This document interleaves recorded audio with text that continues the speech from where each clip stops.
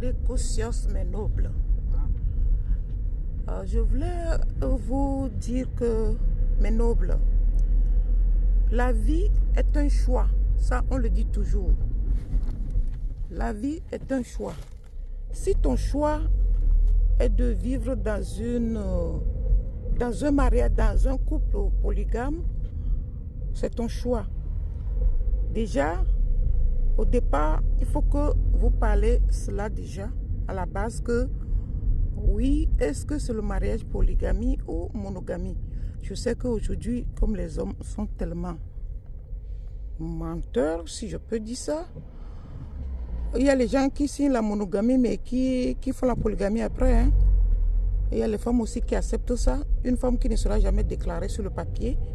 Et oui, je t'aime beaucoup.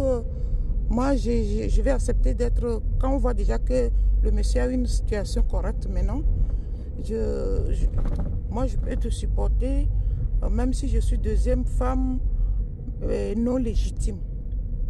Ça aussi, c'est un choix. Mais parfois, il y a les femmes qui font ce choix, c'est qu'ils ont trouvé que maintenant, il y a à manger. Celle qui avait souffert avec le monsieur, avant que le monsieur est devenu vraiment monsieur que l'autre a croisé, ce n'est plus elle qu'on chouchoutait, hein, c'est la deuxième. Donc, en contrepartie, elle sacrifie le papier, mariage sur le papier. C'est un choix aussi. Mais d'imposer ça à une femme que il faut que... Pourquoi tu dois être jalouse? C'est ta deuxième là-bas. Mais non, on n'a pas dit ça au départ. Franchement, mes soeurs, je suis grand-mère, certes. Mais moi, je n'ai jamais voulu le mariage polygame. Bon, maintenant, mon mari, on est vieux, nous, on est vieux. Moi, je suis frigide. S'il y a une deuxième femme qui veut venir, bon, ici en France, il n'y a pas la polygamie, donc c'est moi toujours la femme légitime. Ça sera juste le genre de concubinage ou bien, comme dans la royauté, on dit souvent les... Comment on les appelle là? Les courtisanes, c'est ça? Voilà. Donc c'est ça.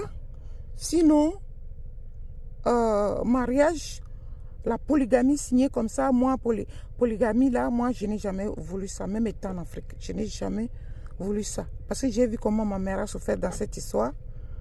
Et moi, je n'ai jamais voulu le mariage polygame. Je préfère partir, si c'est moi la première et qu'on épouse la deuxième, je préfère laisser ma place. Parce qu'il y a les femmes qui disent que je ne vais jamais laisser ma place à celle-là. Non, jamais. Non, non, non, non, non, non, non, non, non. On ne force pas l'amour. Hein. La personne ne t'aime plus. Si pas déjà chercher deuxième femme, c'est parce qu'il ne t'aime plus. Le fait de dire que non, je t'aime aussi et l'autre aussi, je vais l'aimer, c'est pas vrai. Hein. C'est pas vrai, c'est la gourmandise des hommes. Et en même temps, l'amour qu'il avait pour toi au départ a diminué. Il ne veut plus de toi. Mais comme il ne peut pas te dire de partir parce que tu es sa première femme, tu es mère de ses enfants, bon, il fait semblant comme ça pour te délaisser doucement pour aller chercher la deuxième. Et c'est la deuxième que là-dedans va te dire, tu sais, ma femme là, elle est ceci, elle est cela, tout le temps. Hein. Elle est sale, elle est ceci. C'est pour cela que moi, toi, je t'aime bien parce que les hommes là, ils mettent toujours la zizanie entre les deux femmes. Toujours. Toujours. Rares sont des hommes qui jouent bien le jeu pour le mariage polygame. Déjà, polygamie, moi, je ne veux pas. Mais, si le monsieur vient t'imposer cela, tu peux divorcer. Hein? Tu peux divorcer. C'est un choix. Si toi, tu n'as pas fait ce choix au départ et on vient te l'imposer, comme l'autre seul a dit que oui, il faut oublier que tu as souffert avec le mari. Maintenant, quand il est riche, il va prendre deuxième femme. Il faut que tu acceptes. Tu oublies ça, tu vas partir, tu vas aller où là? N'importe quoi.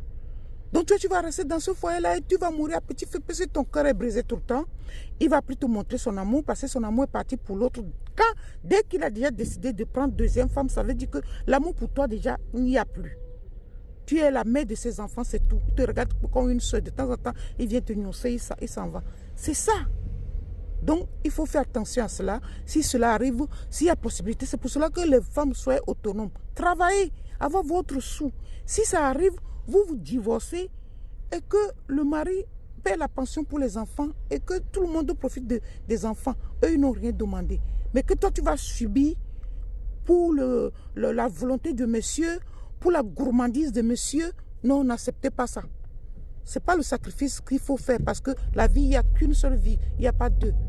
Après toi, tu passes ta vie comme ça, avec le chagrin dans le cœur parce que tout le temps, il va faire quelque chose, il va aller, il va découcher, il va faire toujours des choses qui vont pas aller, qui vont pas correspondre à tes valeurs. Et puis, toi, tu meurs à petit feu. Pendant ce temps, lui, il jouit sa vie. Alors, c'est quoi? Non, il ne faut pas accepter ça. Et toutes les femmes qu'on les appelle blessées de guerre ou ceux qui veulent refaire leur vie, qui ne sont plus peut-être veuves ou veufs, même les hommes aussi, hein, qui veulent refaire leur vie et trouver un mari hors du pays d'origine, en Europe par exemple, contactez-moi.